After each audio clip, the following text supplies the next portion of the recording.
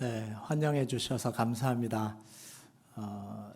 와보고 싶었어요. 우리 교회 와보고 싶었는데 워낙 우리 이찬호 목사님은 너무 또 신학교 때부터 제가 사랑하고 존경하는 목사님이어서 목회 잘하겠다고 생각이 들어서 목회하는 교회를 좀 와보고 싶었는데 이제 드디어 왔습니다.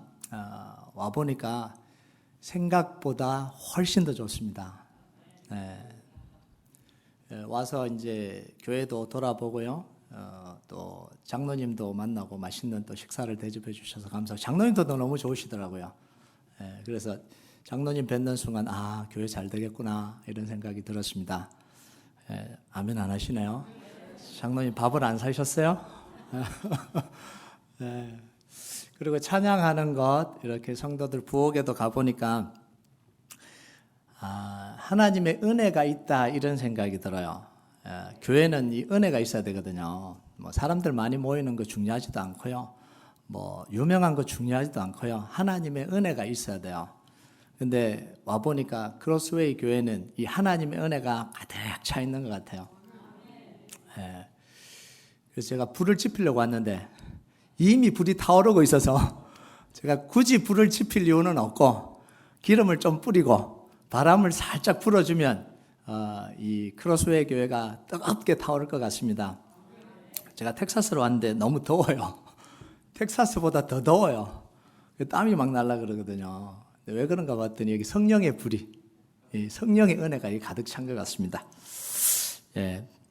우리 옆 사람과 좀 인사를 좀 나눌까요? 어떻게 인사 나누냐면 얼굴에 은혜의 광채가 나십니다. 이렇게 옆 사람 보시면서 인사를 좀 해주면 감사하겠습니다.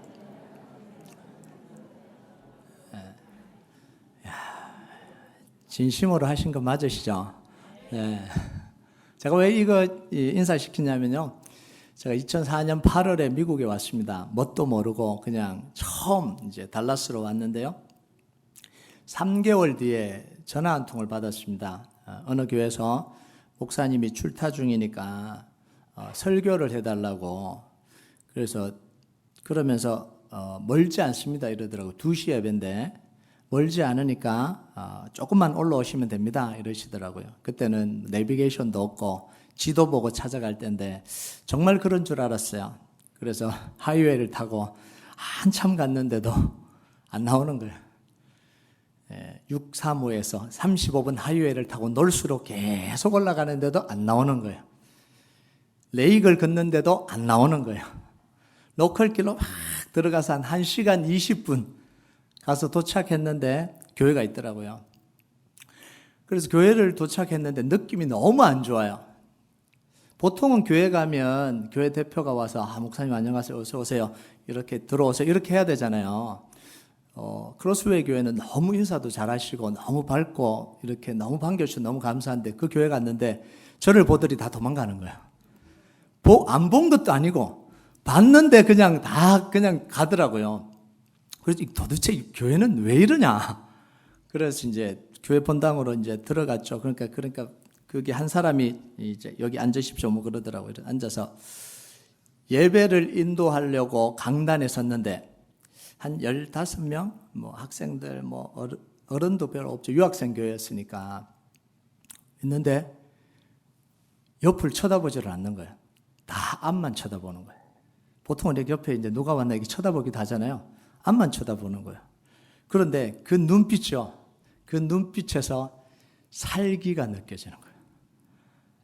저는요, 예배당 안에서 그 목회자를 바라보는 그 성도의 눈에 맹수의 살기가 느껴지는 걸 처음 느꼈습니다. 제가 군대에서 처음 느껴봤거든요. 사람의 눈에 살기가 보일 수 있다는 걸 군대에서 처음 느꼈는데 그 느낌을 제가 예배 인도하러 가는 그 예배당에서 느낄 줄은 제가 상상도 못했습니다. 그러니까 그날 제가 설교를 어떻게 했는지도 모르고 너무 힘든 거예요. 그래서 끝나고 나서 펠로십 하자고 이제 차 한잔 하시자고 그러는데 차도 마시기 싫은 거예요. 그래서 대충 마시다, 그러다가 빨리 인사하고 이제 차를 타고 내려가는데 차에 타고 이제 운전하고 쭉 내려가는데 제일 먼저 든 생각이 뭐냐면 미국에 있는 모든 교회는 다 가도 이 교회는 내가 절대로 안 온다. 이러고 이제 차에 타고 너무 힘드니까요. 뭐 이런 교회가 있나 뭐 이런 생각을 하고 이제 탁 내려오는데 딱 그 말을 하고 난 뒤에 딱 정확히 30초 뒤에 하나님이 이 교회로 나를 보내실 것 같다. 이런 마음이 확 찾아오는 거예요. 누가 아멘 하셨어요? 네, 아멘. 네, 이 생각은 어떻게 그렇게 잘 맞는지요? 3개월 뒤에 제가 그 교회 담임 목사로 부임해서 제가 18년 동안 지금 목회하고 있습니다. 하나님이 은혜 주셔서 지금까지 왔는데요. 그래서 제가 그때부터 트라우마가 생겨서 그 교회 부임하자마자 계속 인사를 시켰습니다. 옆 사람 보면서 인사해라. 그래서 제가 설교할 때마다 저희 교회에서도 늘 설교하기 전에 인사를 시킵니다. 왜냐하면 표정이 다 굳어 있거든요. 그래서 꼭 이렇게 시킵니다. 가장 밝은 얼굴로, 가장 행복한 얼굴로, 가장 반가운 얼굴로. 다시 한번 인사하겠습니다. 얼굴에 은혜의 광채가 넘치십니다. 옆 사람 보면서 가장 밝고 행복하고 반가운 얼굴로. 아멘. 이렇게 보니까요, 이 크로스웨이 교회가 이 샌프란시스코 지역에 이 부흥의 불을 지필 충분한 교회 같습니다. 할렐루야. 제 딸이 하나 있는데요. 이름이 지우고 지금 11학년입니다. 이 지우가 4살 때, 아주 어릴 때죠. 4살 때 제가 약속을 했어요. 생일이 되면 스쿠터를 사주겠다. 스쿠터 뭔지 아십니까? 이 손잡고 발로 이렇게 굴려서 가는 이거 스쿠터 있잖아요. 그랬더니 애가 너무 신나서요. 그래서 약속하고 난 뒤부터는 동네에서 큰아이들이 스쿠터 타는 모습만 보면 저한테 묻는 거예요. 아빠 지우 생일 언제야? 이렇게 물어요. 5만 더 자면 돼? 10만 더 자면 돼? 이렇게 물어요. 계속. 그래서 제가 이제 대답할 말이 없어요. 왜냐하면 지우 생일이 되려면 6개월이 남았었거든요. 그런데 어떻게 5하고 10밖에 모르는 아이에게 이걸 어떻게 설명이 가능하겠어요? 그래서 제가 곰곰하게 생각하다가 이렇게 이야기했습니다. 지호야, 잘 들어. 네 생일은 10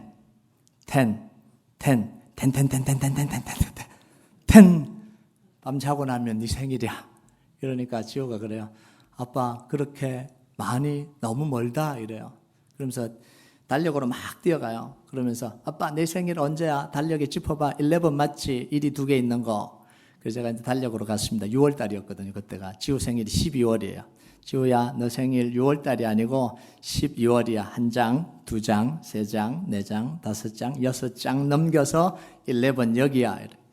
지호가 한참 생각하더니 뭐라고 이야기하냐면 아빠, 이거 다 찢어버리자.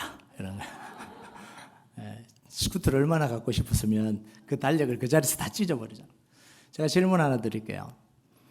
지우가 스쿠터를 너무 갖고 싶어 했어요. 그러면 이 스쿠터를 갖는 게 지우의 인생의 비전이 될 수 있을까요? 왜 안 되죠? 너무 어렸어요? 지우가 4살짜리라서요? 아니면 너무 유치했어요? 너무 작은 거라서요? 여러분, 그게 아니라 그 목표와 바람이 하나님으로부터 오지 않았기 때문에 그래요. 한번 볼까요? 우리가 일반적인 걸 한번 볼까요? 의사가 되고 박사가 되고 좋은 학교를 진학하고 이거 많이 하잖아요. 그리고 높은 자리에 오르고 사업에 크게 성공하고 심지어 교회가 크게 부흥하고 성장하는 것 우리 비전 될 수 있을까요? 보통 사람들은 이거 비전이라고 잘못 생각하고 있어요. 왜냐하면 생각할 때마다 막 가슴이 뛰거든요. 막 이루고 싶거든요. 땀을 흘려서 막 그것에 수고하거든요. 심지어 기도까지 하잖아요. 이거 이루어달라고 기도까지 하잖아요. 그러니까 비전이라고 나는 이게 비전이야 이렇게 생각하고 착각하는 거예요. 그런데 잘 보세요. 나이만 더 많아졌죠. 원하는 게 더 커졌죠. 이루고 싶은 목표만 더 커졌다는 것뿐 우리 지우가 스쿠터를 갖고 싶어하는 것과 뭐가 다르냐는 거예요. 똑같은 거죠. 여러분 비전은요. 크다고 비전이 아니에요. 좋은 것이라고 비전이 아닙니다. 이루기 어렵다고 비전이 아니에요. 모든 사람들이 선망의 대상으로 바라보는 자리라고 비전이 아니에요. 그럼 비전이 뭐냐는 거죠. 그러면 비전은요 단 하나밖에 없어요.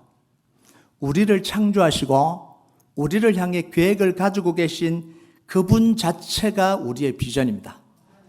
그분에게 그 하나님께 우리의 주인으로서의 자리, 왕으로서의 자리, 창조주로서의 자리를 내어드리는 게 우리의 유일한 비전이에요. 비전의 시작이고 비전의 끝입니다.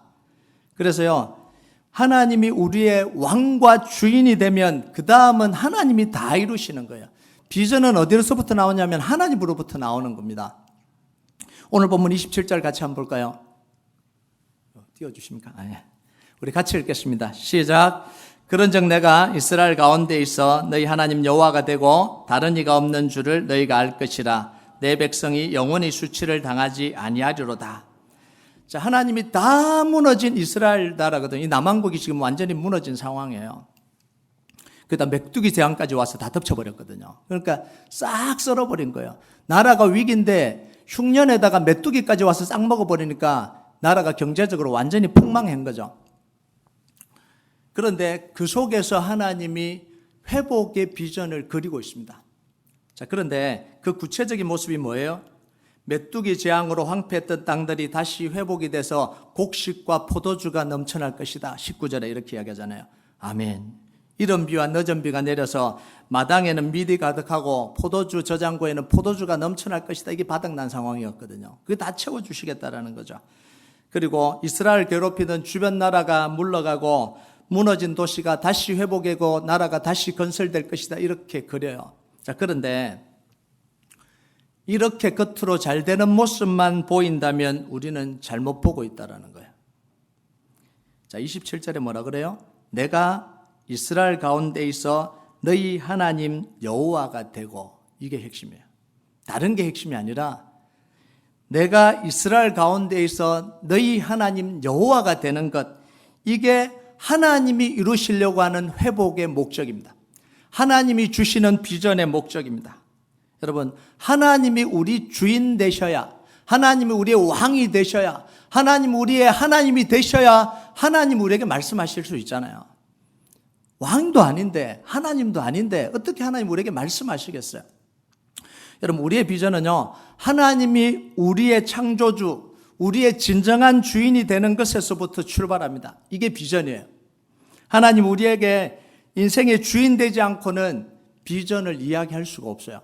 왜냐하면 비전이라는 건 하나님으로부터 나오는 겁니다. 하나님으로부터 나오지 않는 건 어떤 것도 비전이라고 이야기할 수가 없어요. 아무리 크든요. 그걸 위해서 아무리 기도한들 하나님으로부터 나오지 않는 건 비전이 아니에요. 여러분, 본문 18절을 한번 볼까요? 오늘 본문 18절 같이 읽겠습니다. 시작. 그때 여호와께서 자기 땅을 극진히 사랑하시어 그의 백성을 불쌍히 여기실 것이라.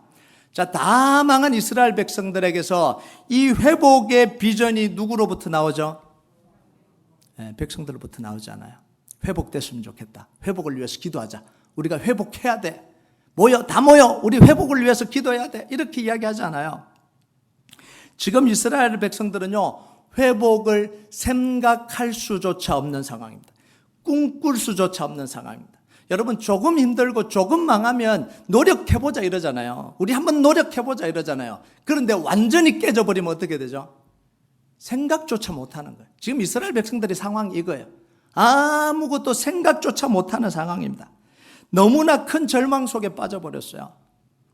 여러분, 이때가 언제냐면 아합과 이세벨의 딸 이 아달랴가 남왕국으로 결혼해 와서 자기 아들이 죽으니까 그 밑에 있는 왕손들을 다 죽여버리고 자기가 여왕이 되어버렸어요.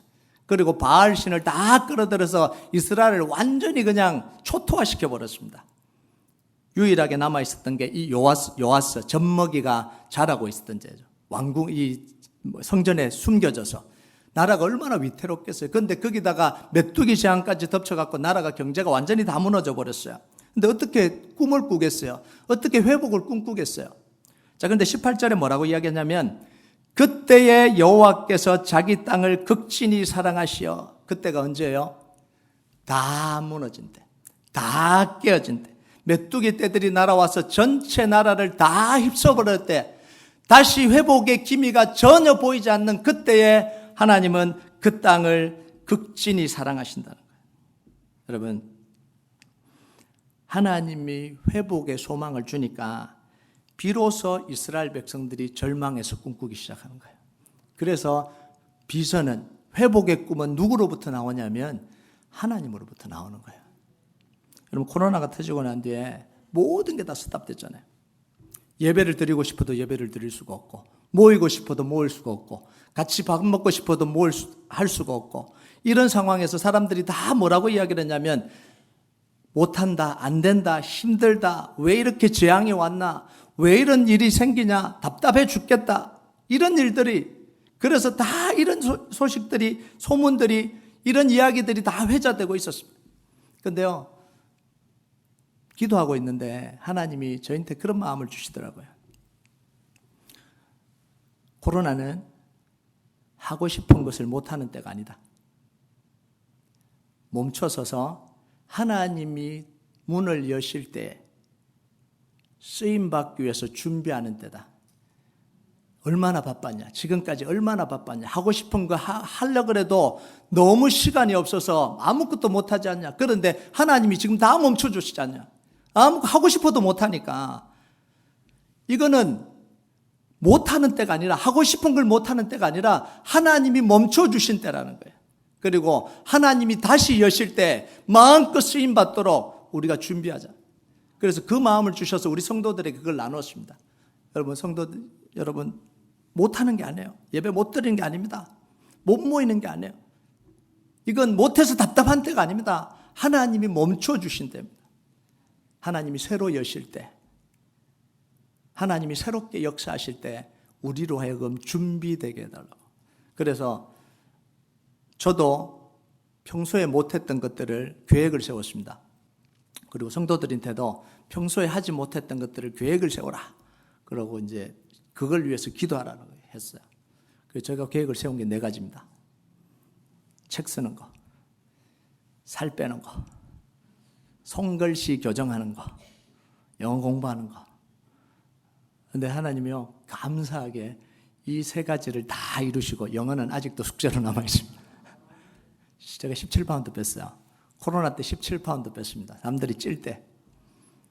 근데 성도들 속에 이런 간정들이 넘쳐나는 거예요.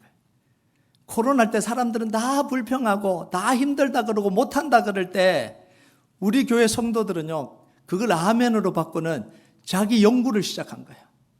자기가 정말 개발하고 싶은 것들을 그곳에 한 거예요. 그러니까 너무 좋은 거죠. 시간도 있죠. 자기가 못했던 거 개발하죠. 그러니까 이게 역사가 막 일어나는 거예요. 하나님의 은혜가 막 그 속에서 느껴지는 거예요.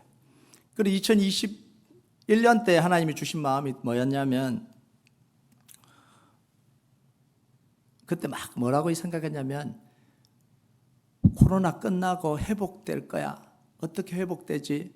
다시 평상으로 돌아갈 수 있을까? 이런 고민들을 굉장히 많이 했어요. 그런데 하나님이 저한테 그 주신 마음이 뭐냐면, 코로나 끝나고 회복하면 늦다는 거예요. 우리 교회는 지금부터 회복을 시작해서 코로나가 끝났을 때는 100% 이상이 회복이 되고 그보다 더 큰 역사가 일어나야 된다. 이 마음을 주셔서 우리 성도들과 나눴습니다. 부활절 기점으로 해서 2021년 부활절을 기점으로 해서 하나님 이런 마음 주십니다. 코로나 끝나고 그때부터 회복을 시작하려면 이미 늦습니다.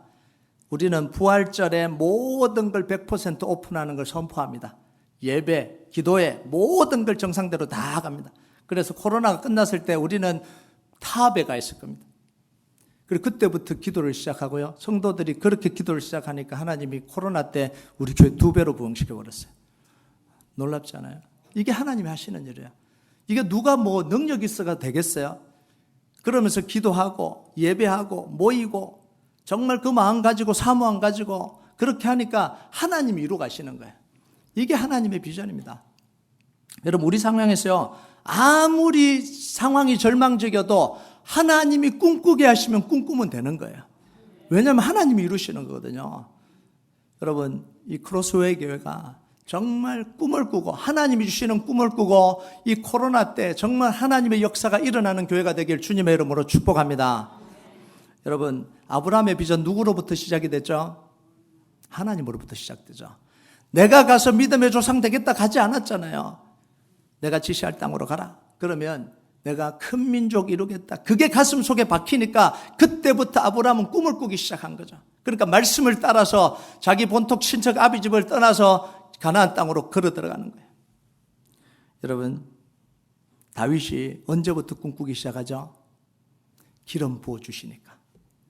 10대 때 아무것도 모를 때 자기 집에 찾아온 사무엘이 기름 부어주니까 그때부터 마음속에 꿈이 생기기 시작한 거예요. 꿈꾸기 시작한 거예요.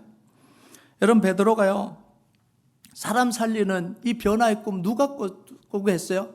자기는 도망갔잖아요. 고기 잡겠다고 도망갔잖아요. 제자 안 하겠다고 도망갔잖아요. 그런데 그 베드로를 찾아와서 사랑한다고 그렇게 고백해 주시고 내 양을 먹이라. 그때부터 베드로가 일어나기 시작하잖아요. 절망했던 그 베드로에게 다시 가슴이 뛰기 시작한 게 뭐냐면 예수님의 그 말씀이잖아요. 여러분, 바울에게 그 이방인의 가슴에 심긴 죽도록 내가 목숨을 다하도록 그 복음 전하려고 하는 그 비전이 언제 심겨졌어요? 자기가요? 아니요. 다메섹 도상에서 그 예수님이 그 바울을 만나서 가슴 속에 심으니까 그때부터 뛰기 시작한 거잖아요. 꿈꾸기 시작한 거잖아요. 여러분, 나로부터 시작되는 건 비전이 아니에요.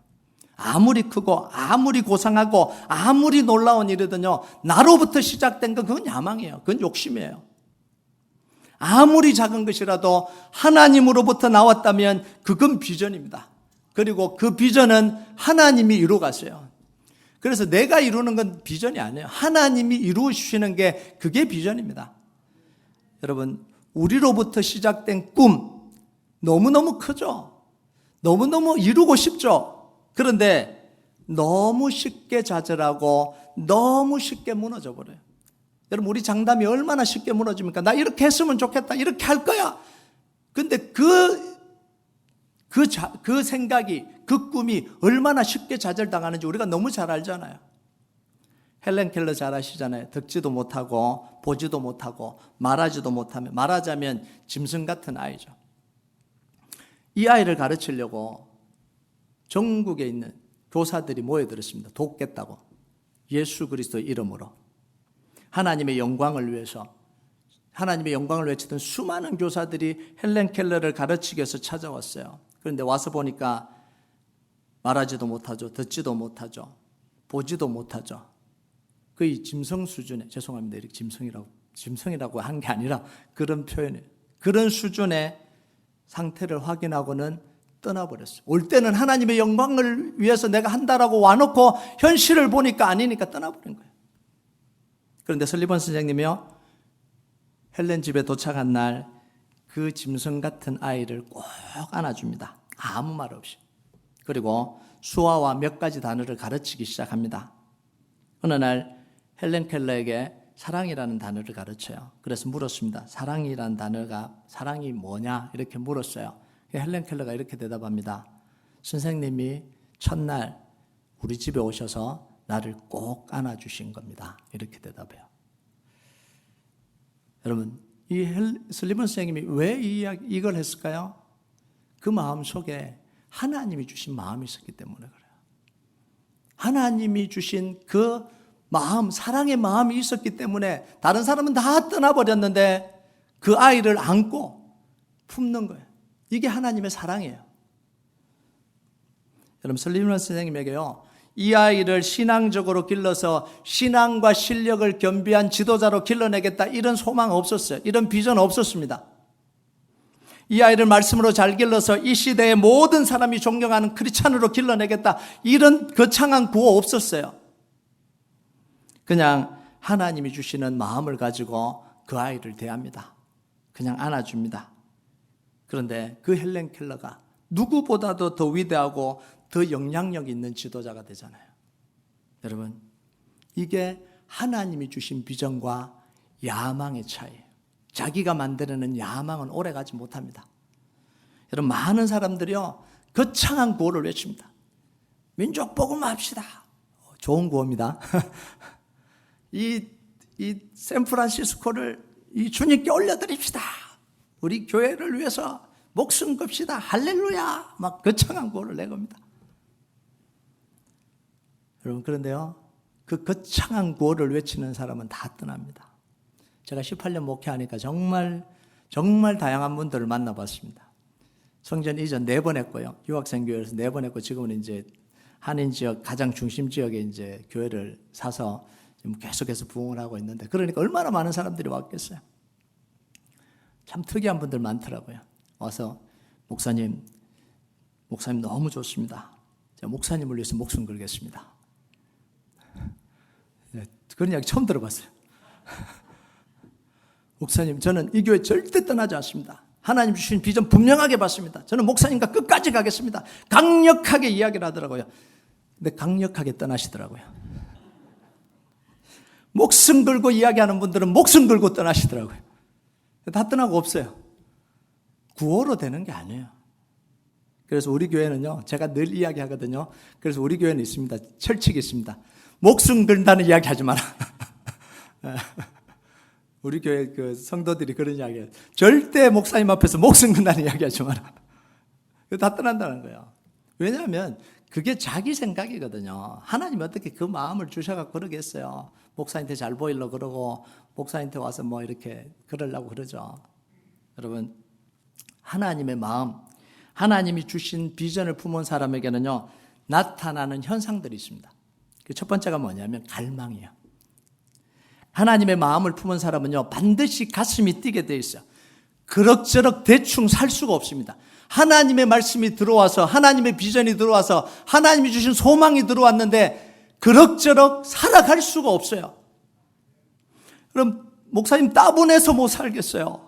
뭘 해야 될지 모르겠어요. 그런 게 있을 수가 없어요. 그런 분들이 계시면 목사님 찾아가서 목사님 제 비전이 뭔지 기도해 주세요 그러세요. 그때부터 비전 주시면 가슴이 좀 뛰면서 좀 열심히 하세요. 예. 여러분, 하나님이 이루실 그 비전만 생각하면요, 가슴이 뛰어서 가슴이 고동쳐서 견딜 수가 없어요. 저는요, 지금도 하나님이 말씀을 주시면요, 가슴이 뛰어서 견딜 수가 없어요.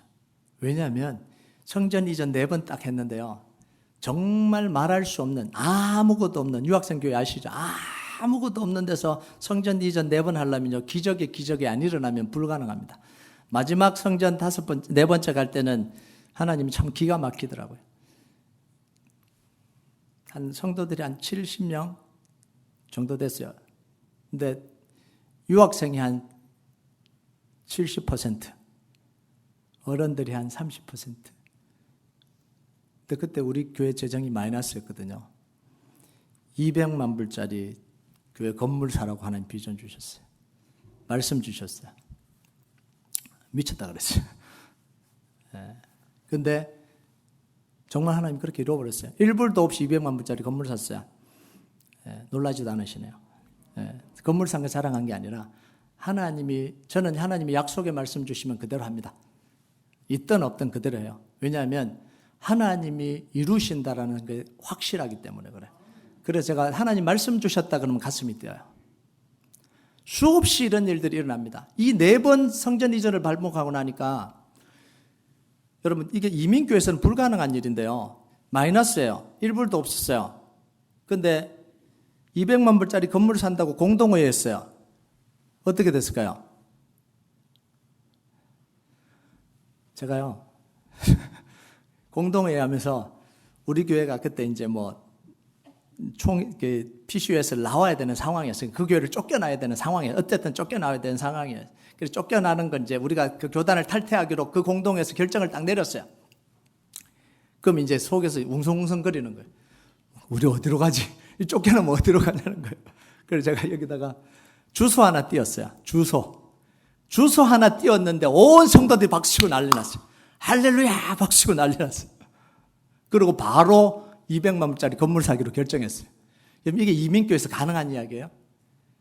200만 불짜리 건물 살려면요, 300명, 400명 돼도 된다, 안 된다, 어쩐다, 누가 돈 내냐, 수도 없이 이야기를 하죠. 그런데요, 놀라운 게 뭔지 아세요?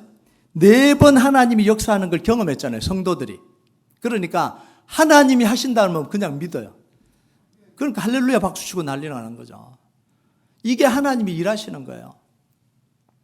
여러분, 에레미야가 하나님으로부터 비전을 받았어요. 이스라엘이 어떻게 될지 비전을 받았어요. 그래서 백성들에게 막 말을 해서 하나님이 이렇게 말씀하셨다. 그러니까 백성들이 어떻게 했죠? 때리고 옥에 가두고 욕하고. 그러니까 에레미야가 얼마나 마음이 아프겠어요. 얼마나 힘들겠어요. 하나님이 말씀하셔서 내가 이야기를 했는데 따르는 것도 아니고 욕하고 때리고 감옥에 가두고. 그러니까 그래서 뭐라고 이야기를 하냐면 에레미야 20장 9절 한번 볼까요? 같이 읽겠습니다. 시작. 내가 다시는 여호와를 선포하지 아니하며 그의 이름으로 말하지 아니하리라 하면 나의 마음이 불붙는 것 같아서 골수에 사무치니 답답하여 견딜 수 없나이다. 여러분, 이게 하나님이 가슴 속에 비전을 주신 사람의 특징이에요. 하나님 안 할래요. 했는데 욕하고, 했는데 감옥에 가두고, 했는데 그렇게 하는데 내가 왜 해요? 더 이상 안 해요. 그러고 나면 편할 줄 알았는데 속이 안 편한 거예요. 하나님 안 해요 그랬는데 속에서 견딜 수가 없는 거예요. 그 말을 안 하면 견딜 수가 없는 거예요. 왜냐하면 하나님이 그 마음 속에 그 비전을 주셨는데 안 말할 수가 없는 거예요. 여러분, 이민교회 하면서요, 섬기다가 힘들고 지치고 했는데 욕먹고 그러면 에이 이제 안 해. 내가 하면은 내가 근데 또 하고 계시잖아요. 왜 하십니까? 하나님의 은혜 때문에 하는 거죠. 눈치 봐서 하는 거예요. 나 절대 안 한다 그래 놓고는 또 하시잖아요. 왜요? 하나님이 그 마음속에 은혜를 심는데 어떻게 가만히 있어요? 이게 하나님이 주시는 마음이에요. 저는 18년 전에 제가 큰나무교회 처음에 부임하니까 아까 이야기했듯이 어른, 청년, 아이 다 합해서 15명에서 20명 정도 돼요. 근데 제가 이야기했잖아요. 이 살기가 나는 알고 보니까 15명이 세계파로 나눠져 있더라고요. 난 깜짝 놀랐어요. 15명이 세계파. 그러니까 옆을 안 본 거예요. 여기 한 그룹, 여기 한 두세 명, 여기 한 앞으로만 예배 드리러 오면요, 참 가관입니다. 여기 와서 딱 있다가 이렇게 돌아서 그냥 나가요. 근데 이 유학생들은요, 공부를 하다가 스트레스 받고 찌들리니까 주말이 되면 술 먹고 게임하고 이 카지노에 가고 뭐 난리도 안 해요. 모여서 고스톱 치는데 심지어는 교회 회계가 교회 재정으로 고스톱 쳤더라고요. 이 교회가 아니에요, 교회가. 그래서 제가 청년들한테 우리 이러면 안 된다. 금요일에 모여서 집회하자. 예배하고 기도하자. 그랬더니요, 6명이 이제 멀쩡하게 나왔어요. 누구 하기 싫은 거죠. 뭐 신앙도 제대로 없는데 그 나오라 그러면 집회하자 그러면 예배하자 그러면 누가 나오겠어요? 6명이 이렇게 나왔더라고요. 그래서 이제 하자, 이제 해보자. 그러고 이제 찬양팀을 조직을 했습니다. 찬양팀. 근데 찬양팀이 가관이에요. 인도자를 세웠더니 인도자는 기분 나쁘면 교회를 안 와요. 찬양 인도를 안 하는 게 아니고 교회 자체를 안 나와버려. 그리고요, 또 이제 이 드럼하고 기타는 이제 배우기 시작하네요. 그러니까 박자가 다 무시죠. 기타 치면 이 음이 나야 되는데 칙칙칙 소리가 나요. 드럼도 마찬가지고요. 이제 키보드 하나 이제 겨우 소리가 이제 날 정도예요. 그러고는 또 이제 찬양팀 한 3-4명 서니까 앞에 회중석에 1명이나 2명 앉아 있어요. 그래서 이제 설교를 막 했죠. 설교를 막 했어요. 예배 드리자는 게 신기하죠. 설교를 막 했는데 설교하고 기도하는데 펑펑펑 우는 거예요. 애들이 펑펑펑 울어요. 저 왜 울지? 처음에 왜 울지? 그랬어요. 다음 주 됐는데 또 펑펑펑 우는 거예요. 전 그래서 제 이 설교에 성령의 능력이 임한 줄 알았어요. 야, 불의 사자가 됐구나. 그냥 그 자리에 기도합시다. 그럼 바로 울어요. 근데 나중에 알고 보니까 설교가 은혜로서 울었던 게 아니고 서러워서 울었던 거예요. 유학 생활이 너무 서러우니까 그냥 울 데가 없으니까 그냥 교회 와서 우는 거예요. 자, 기도합니다. 기도 시작. 그럼 우는 거예요. 근데요, 하나님 앞에 울기 시작하니까 그래도 회복이 일어나더라고요. 술 먹으러 안 가고 고스톱 치러 안 가고 그래도 나와서 엎드려서 하나님 앞에 우니까 변화가 일어나기 시작하더라고요. 그래서 청년들에게요, 하나님이 주신 마음을 나눴어요. 6명 앉혀놓고요.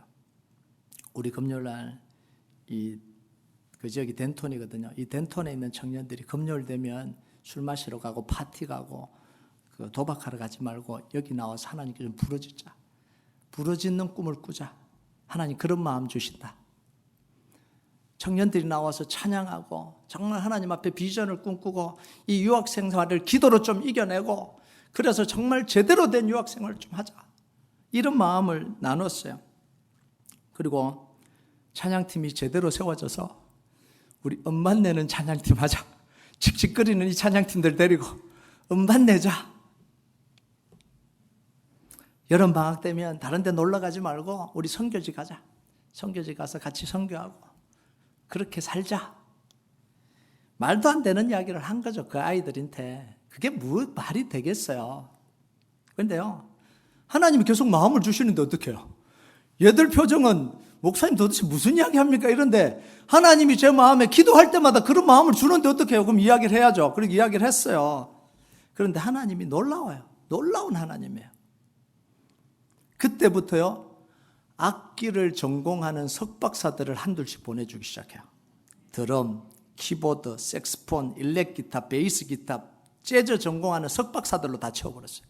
그리고 싱어들까지 보컬로 석박사하는 이 보컬 싱어들을 다 보냈어요.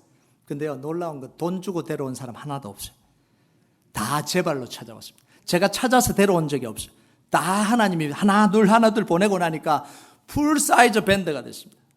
그래서 결국은 음반 냈습니다. 놀라운 일이 일어난 거죠.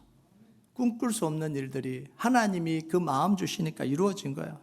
근데요, 그래서 우리 교회 피아노, 오르겐, 클래식 피아노, 오르겐, 그 다음에 키보드, 이 석박사 전공자만 한때면 18명이었어요. 놀랍지 않아요? 여러분, 근데요, 더 놀라운 게 뭔지 아세요? 이 당시 이제 한국 교회에서 반주를 하면 300불, 400불 줬어요. 미국 교회에서 반주를 하면요, 1000불에서 1500불, 2000불까지 줬습니다. 유학생들 얼마나 돈이 필요해요. 그런데요, 그 18명의 건반 석박사 어디를 가도 다 갈 사람들이에요. 그런데 아무도 안 가더라고요.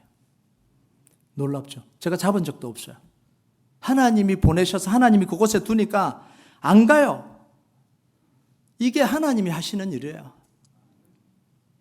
여러분, 저는요, 하나님이 하시는 일을 생각하면 가슴이 뛰어요.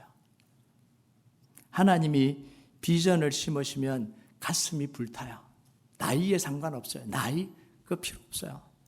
하나님이 가슴에 심으면요, 불탈 수밖에 없어요. 우리 교회에 80 넘으신 분들 많으시거든요. 계세요. 이분들이 지금도 설거지하고 계시고요. 지금도 음식 해와서 스몰 그룹에서 나누고 계시고요. 지금도 그러고 계세요. 제가 좀 미안한 마음이 있었습니다. 이분들을 막 대접해드리고 좀 이렇게 해줄까 이런 마음도 굉장히 많이 들었어요. 그런데 그렇게 하려고 하니까 이웃교회를 보니까요, 그런 분들이 그냥 대접받고 또 편안하게 있으니까 이게요, 삶이 아니에요. 우리 교회 이 어르신들은요, 너무 재밌어요. 청년이에요, 청년. 청년처럼 같이 막 놀고요. 청년처럼 기도하고요. 청년처럼 막 해요. 이게요, 나이하고는 상관없더라고요. 어떤 환경에 들어가냐, 이게 완전히 달라져 버리더라고요. 그래서 저는요, 이 노인대학 이런 걸 안 만들려고 그래요. 앞으로도. 그래서 쉬시고 노시고 그러면 좋을 줄 알았는데 안 좋겠더라고요.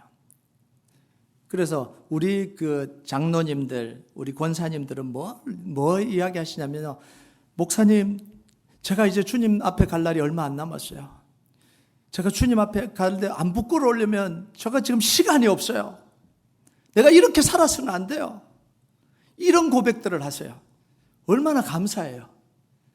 우리 교회에서는요, 대접 안 해준다고 불평하는 분이 한 분도 안 계세요. 전 너무 감사해요. 그게 너무 감사하더라고요.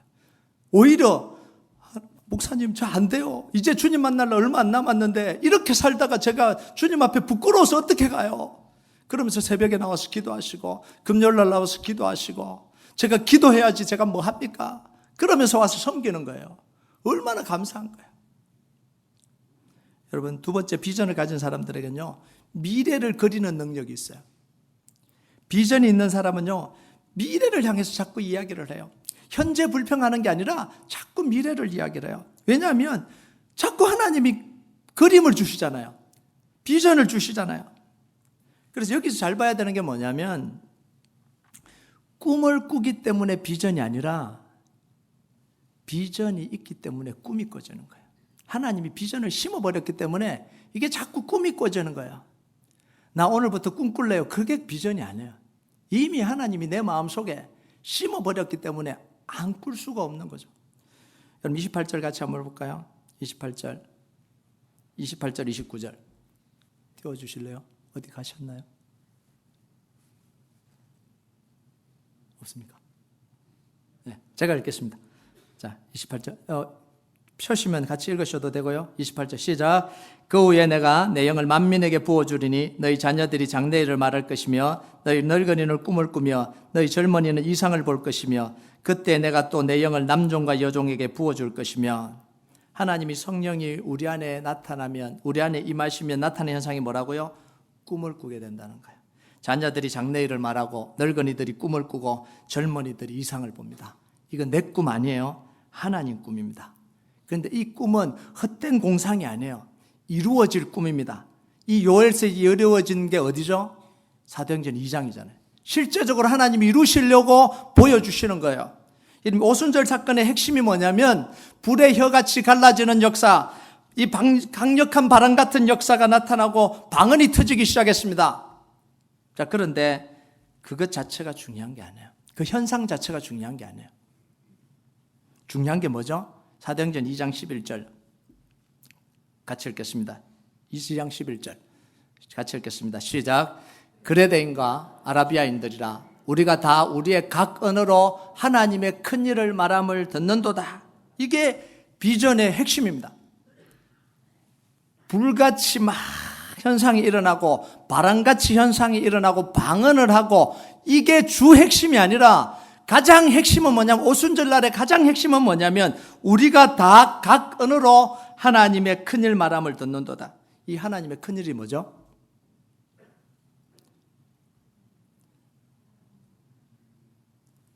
유대인들아, 너희가 십자가에 못 박아 죽인 그 예수가 그리스도다. 이게 큰일 말함이잖아요. 그러니까 그 사람들이 뭐라 그래요? 형제들아 내가 어찌할꼬. 그 말을 듣고 마음에 찔려서 너희들이 십자가에 못 박혀 죽인 예수가 하나님이 보내신 그리스도다. 우리의 구원자다. 그러니까 그 복음이 선언될 때, 거기 있던 사람들이 형제들아 내가 어찌할까. 그러니까 뭐예요? 예수 그리스도로 회개하고 세례받고 구원 얻으라. 이게 하나님의 큰일 말함이에요. 그 말을 듣고 회심하고 돌이키고 하나님께로 돌아오는 거죠.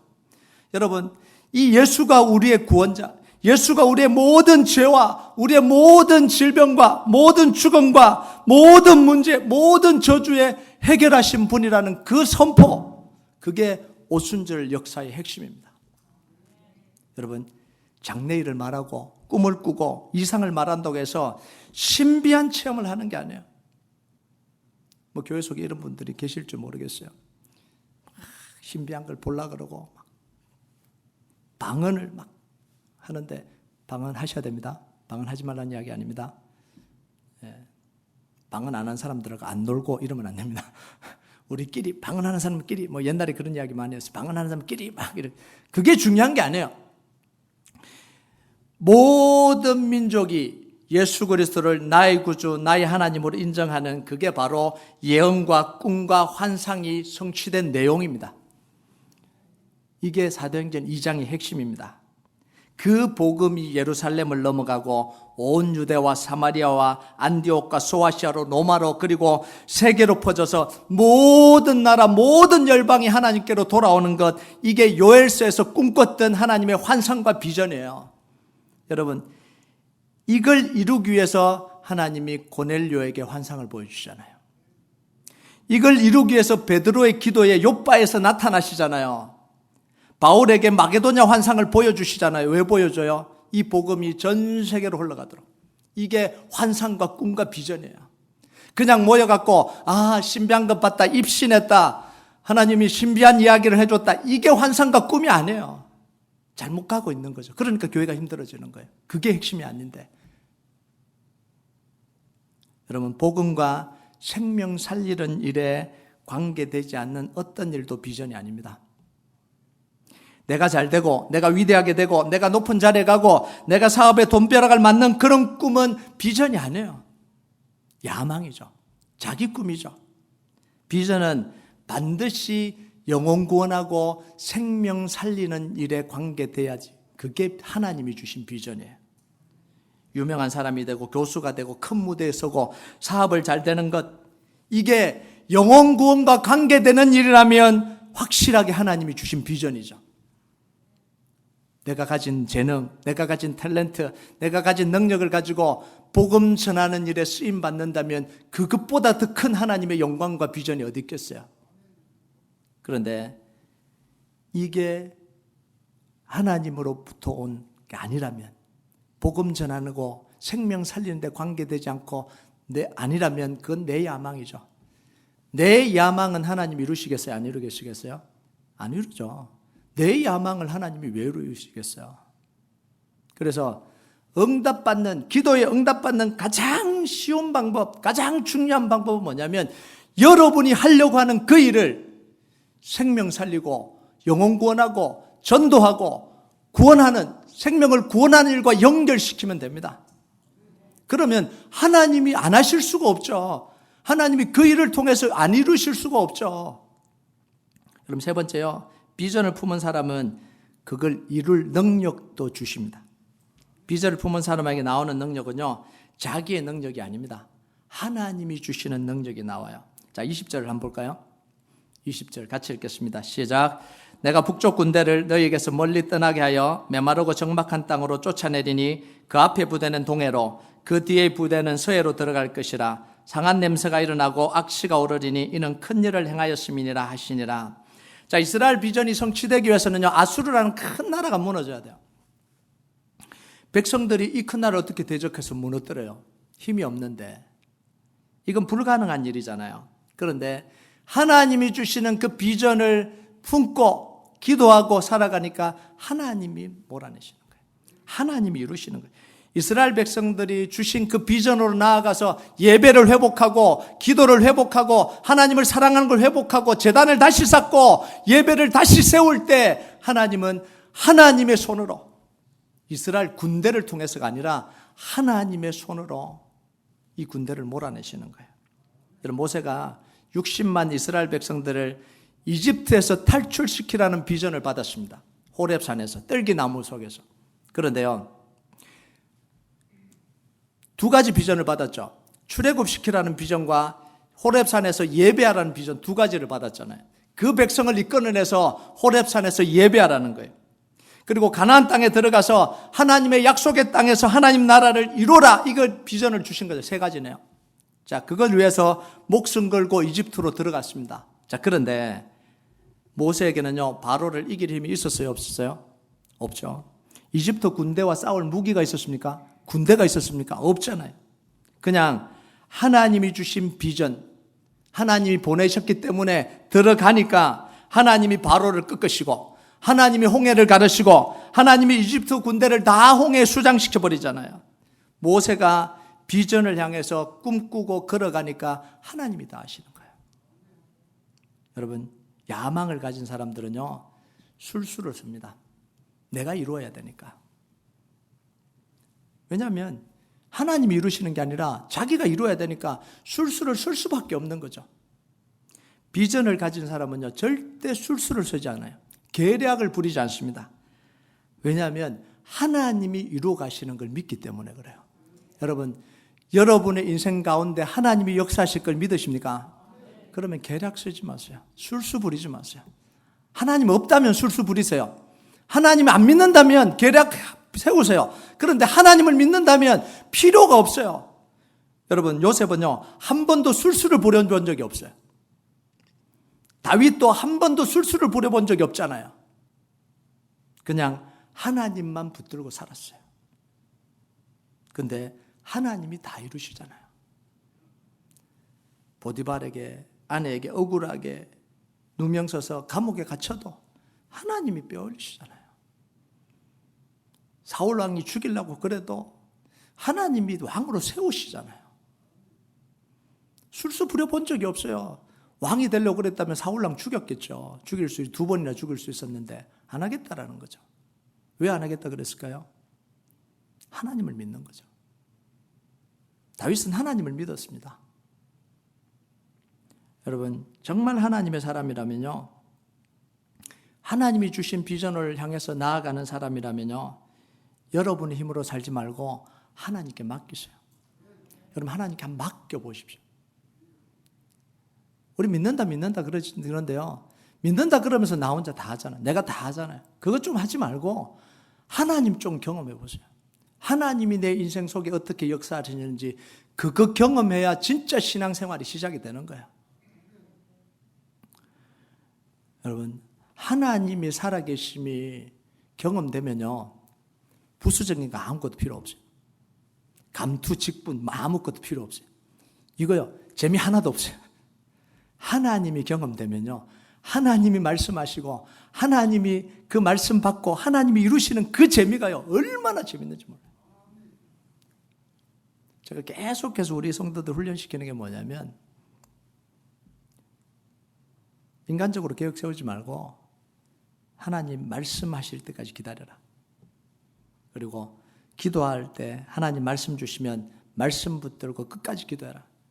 그러면 하나님은 반드시 그 말씀을 이루어 주신다. 근데요, 놀라워요. 우리 교회가 그렇게 4번 옮길 때 모두 다 하나님이 말씀 주셔서 이루었거든요. 그래서 제가 이제 그때부터 선언했습니다. 이제 이 하나님의 역사가 여러분의 가정으로 들어가서 말씀에 이루어지는 역사가 일어날 걸 축복한다고요. 그래서 그렇게 기도하라고 훈련시키고 있어요. 근데요, 그렇게 따라오는 사람들이 있습니다. 문제 터지면 나와서 작정하고 기도해요. 말씀 받겠다고. 그리고 저한테 기도 부탁합니다. 하나님이 어떻게 이 문제, 사업, 진로, 직장 어떻게 하시는지 목사님 말씀 좀 받아주세요. 기도하면서. 여러분이 정말 기도하면요, 우리 이찬호 목사님한테 기도 부탁하세요. 하나님, 목사님 제가 결정하려고 그러는데 정말 말씀대로 결정해보고 싶습니다. 여러분, 목회자를 섬기고요, 목회자를 돕고 그 방법은요, 밥 사주고 잘해주고 뭐 하는 게 그게 아니에요.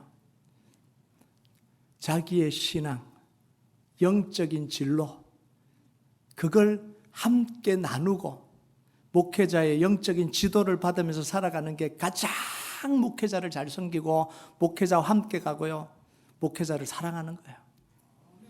저는요, 밥 사주고 뭐 갖다 주고 이런 사람들 감사하죠.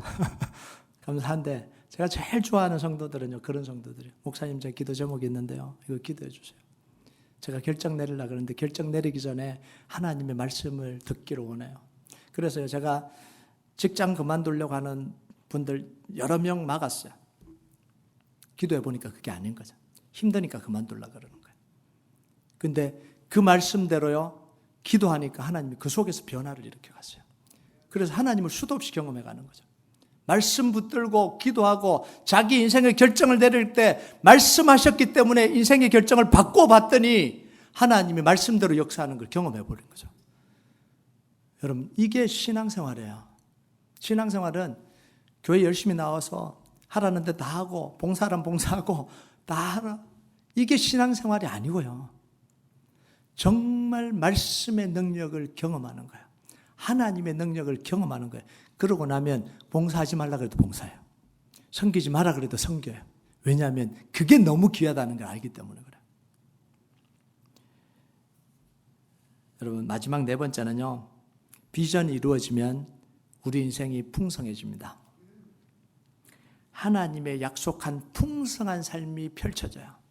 내가 온 것은 양으로 생명을 얻게 하고 풍성히 얻게 하라. 이게 하나님의 계획입니다. 23절과 24절 한번 볼까요? 같이 읽겠습니다. 시작. 시온의 자녀들아, 너희는 너희 하나님 여호와로 말미암아 기뻐하며 즐거워할지어다. 그가 너희를 위하여 비를 내리시되 이른 비를 너에게 적당히 내리시리니 이른 비와 늦은 비가 예전과 같을 것이라. 마당에 밀이 가득하고 독에는 새 포도주와 기름이 넘치리로다. 자, 사람들이 착각하는 게 있어요. 하나님의 비전을 품고 살면, 하나님을 붙들고 살면 가난해져야 된다. 인생이 초라해진다. 너무 열심히 하지 말라. 하나님이 선교지로 보내버릴 수도 있다. 참 하나님을 몰라서 그런 거예요. 절대로 하나님은 그런 분 아닙니다. 아주 잘못된 생각을 가지고 있어요. 여러분, 하나님을 오해 안 돼서 그런 거죠. 하나님을 죽도록 사랑해 보세요. 선교지로 보내나. 뭐 보냈을 수도 있겠죠. 보냈을 수도 있는데 하나님을 사랑했기 때문에 선교지를 보내는 게 아니에요. 하나님이 필요하니까 선교지로 보낼 수도 있어요. 근데 억지로 보내지는 않습니다. 스스로 고백하게 하시죠. 스스로 고백하게 하지 억지로 보내지는 않아요. 그래서 제가 그런 성도들한테 그런 이야기합니다. 목사님 열심히 하면 제가 선교지 가라 그러면 어떡해요? 참 착각도 자유다. 하나님이 그만큼 사랑한다고 안 느낄 텐데 마음껏 사랑하세요. 마음껏 사랑해도 하나님 그러지 않으세요. 여러분, 성경에서 하나님 비전을 품고 살았던 사람들이요, 이 비전이 이루어졌을 때 초라해진 사람 본 적 있습니까? 없어요. 아브라함이 초라해졌어요? 요셉이 초라해졌습니까? 다윗이 초라해졌어요? 다니엘이 초라해졌습니까? 느헤미야가 초라해졌어요? 베드로가 초라해졌습니까? 바울이 초라해졌어요? 바울이 힘들게 살았다 그럴 수도 있는데요, 저는 바울이 가장 행복했다고 봐요. 그 정도면 행복한 거죠. 이게 하나님이 하시는 거예요. 아무도 비전을 따라 살고 하나님을 사랑해서 초라해 본 적이 없어요. 여러분, 사람들은 그러잖아요. 너 형이니까 참아. 네가 좀 참아. 하나님도 이럴 줄 알고. 하나님 그런 분은 아니세요. 만약 내가 참아야 된다면, 내가 더 해야 된다면 하나님은 충분한 이유를 주시는 분이에요. 충분한. 그러고도 남을 수 있는 충분한 이유를 주시는 분입니다. 저는 그 하나님을 너무 잘 알아요. 그래서 저는 늘 하나님께 고백해요. 하나님, 나의 최고를 드리고 싶습니다. 최고를 하나님께 드리고 싶습니다. 여러분, 하나님의 비전을 위해 살기만 하면요, 하나님이 최고의 것을 우리에게 주시는 거예요. 세상의 최고가 아니고 돈의 최고가 아니라 하나님이 우리에게 주실 수 있는 최고를 주십니다. 마태복음 6장 33절에 너희는 먼저 그의 나라와 그의 일을 구하라. 그러면 이 모든 것을 너희에게 다 하시리라. 자, 26절 한번 볼까요? 띄워주실래요? 같이 읽겠습니다. 시작. 너희는 먹되 풍족히 먹고 너희에게 놀라운 일을 행하신 너희 하나님 여호와의 이름을 찬송할 것이라. 내 백성이 영원히 수치를 당하지 아니하리로다. 하나님을 사랑하는 사람은요, 절대 수치를 당하지 않게 합니다. 여러분, 여러분을 사랑하고 여러분을 섬기고 여러분에게 모든 걸 한 사람을 여러분이 수치당하도록 내버려 두십니까? 절대로 안 합니다. 제 인생을 걸고 막을 거예요. 저를 사랑하고 저를 섬기고 저를 위해서 함께 하려고 했던 사람들이 어려움 당하고 수치당하려고 하면 저는 제 인생을 걸고 막을 거예요. 하물며 하나님을 사랑하고 섬기고 그렇게 살려고 한 사람들에게 넌 나 사랑하니까 너는 수치당하고 나한대로 내버려두고 저기 내팽개쳐두고 이러신 하나님이 아니에요. 여호와의 이름을 걸고 맹세하면서 말씀하십니다. 절대로 수치를 당하지 않을 것이다. 여러분이 하나님의 교회를 섬길 때, 여러분이 정말 하나님 나라를 위해서 이 교회를 섬기고 목회자 섬기고 그럴 때 수치당하지 않게 해주십니다. 아무리 사랑하고 아무리 섬겨도 절대로 수치당하지 않게 해주십니다. 그게 우리 하나님이에요. 여러분, 야망을 가진 사람들은요, 야망이 이루어질 때 허탈해져요. 좋은 자리에 올라보니까, 권력을 잡아보니까 할 일이 없어져 버린 거예요. 왜냐하면 그게 목표였거든요. 그 목표를 위해서 막 달려갔는데 그 목표가 딱 이루어지고 나니까 행복하지가 않아요. 그때부터 타락하기 시작하죠. 왜냐하면 그것 자체가 목표였거든요. 그러니까 목표가 끝나버린 거죠. 히트 실링 한 거잖아요. 쳐버린 거잖아요. 끝나버린 거잖아요. 근데 그때부터 방황하기 시작하는 거예요. 뭘 해야 되지? 내가 도대체 뭘 해야 되지? 그곳에 행복이 있는 줄 알고, 그곳에 내 인생의 전부인 줄 알고, 그곳에 가면 되는 줄 알고 가봤더니 아니더라는 거예요. 그때부터 인생의 의미를 고민하고 방황하기 시작합니다. 그러면서 술에 빠지고, 그러면서 마약에 빠지고, 그러면서 방황을 하고. 그런데요, 비전을 품은 사람들은요, 성공하면 할수록 할 일이 많아져요. 자리가 목적이 아니었거든요. 다니엘은 자리에 매이지 않잖아요. 다니엘은 적국인 바벨론 왕 느부갓네살에서부터 아들 손자 왕에 이르기까지 계속해서 그 자리에 있습니다. 근데 계속해서 그 자리에 안 있었어요. 정권 바뀌니까 스텝다운 했습니다. 왜냐하면 자기 혼자 이방인이잖아요. 그러니까 이 정치적으로 모함을 해서 다 스텝다운 시킨 거예요. 왕이 바뀔 때마다 스텝다운 시켰어요. 다니엘서 읽어보면요. 그런데 하나님이 올려놔요. 사람들이 스텝다운 시키니까 하나님이 올려놔요. 꿈꾸게 하고, 왕이 꿈꾸게 해서 올리고, 뭐 하고 올리고, 필요해서 올리고. 그래서 어디까지 가냐면 고레스 왕 때까지 있었다, 이렇게 이야기하잖아요. 여러분, 고레스 왕이 이스라엘 포로 귀환을 시킨 것도 이 다니엘과 무관하겠어요? 무관하지 않겠어요? 무관하지 않는 거예요. 하나님이 왜 자꾸 스텝다운 시킨 다니엘을 왜 계속 올리겠어요? 그 후예가 모르드게예요. 그 후예가 에스더예요. 하나님 놀랍게 일하시는 거예요. 그 영향으로 에스라와 느헤미야가 나오는 거예요. 이 다니엘로부터 시작된 이 영적 흐름이 그 밑에까지 계속해서 흘러가는 거예요. 다니엘은 내려오고 싶어도 내려올 수가 없어요. 왜요? 하나님이 그 일을 이루어야 되니까 또 올리고 또 올리고 또 올리는 거예요. 여러분, 다윗은요, 압살롬이 반역을 일으켰습니다. 아들이 반역을 일으켰어요. 그래서 예루살렘을 떠나서 도망가죠. 도망갈 때 제사장들이 뭘 들고 왔어요? 법궤를 들고 옵니다. 왕이요, 법궤는 챙겨가야죠. 왜냐하면 그 당시 법궤는 옥새보다 더 중요한 거잖아요. 훗날을 기약하기 위해서 법궤를 들고 가야죠. 왜 법궤를 놓고 가십니까? 그러니까 다윗이 뭐라 그래요? 가져가라 그럽니다. 왕궁으로 다시 가져가라 그래요. 보통 왕들 같으면 챙겨가죠. 훗날을 기약해야 되니까. 근데 돌려보내면서 뭐라고 이야기하는지 아세요? 뭐라고 이야기하죠? 내가 법궤를 가지고 가지 않겠다. 하나님이 나를 왕으로 인정하신다면 내가 법궤를 가져가는 게 아니라 나를 법궤가 있는 왕궁으로 돌아오게 하실 거다. 그럼 이게 다윗이에요. 이게 다윗에게는 하나님이 나를 왕으로 인정하지 않으면 법궤를 가져가도 소용없다는 거예요. 그런데 하나님이 나를 왕으로 인정하신다면 내가 안 가져가도 하나님이 나를 법궤가 있는 왕궁으로 되돌아오게 하실 것이다. 그럼 이게 정말 하나님을 믿는 거죠. 여러분의 인생을요, 다른 곳에 쏟지 말고 하나님을 위해서 쏟으시기 바랍니다.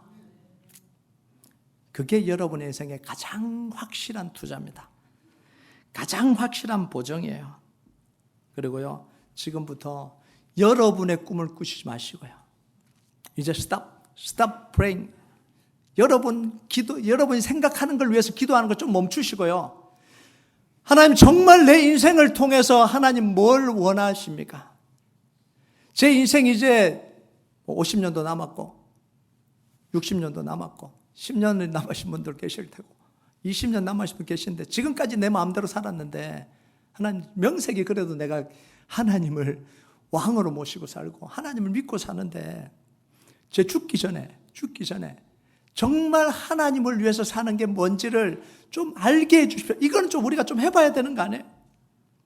지금까지 못 살았더라도 지금부터라도 좀 그렇게 해봐야 되는 거 아니에요? 그럼 그렇게 기도해야죠. 하나님, 정말 내 인생을 통해서 하나님이 이루고 싶은 것 단 한 가지만 말씀해 주십시오. 제가 평생 그거 붙들고 살겠습니다. 여러분, 그 마음 주시면 여러분 대박 터진 거예요. 그 마음 붙들고 있으면요, 하나님이 여러분의 인생 책임지시는, 끝까지 책임지시는 거예요. 여러분이 입을 것, 먹을 것 신경 쓰지 않아도 돼요. 하나님이 다 먹이십니다. 다 입히세요. 하나님이 여러분의 인생을 이끌어 가십니다. 여러분, 이 하나님을 믿고 이 하나님께 여러분의 인생을 거시는 그런 축복이 있길 여러분 축복드립니다.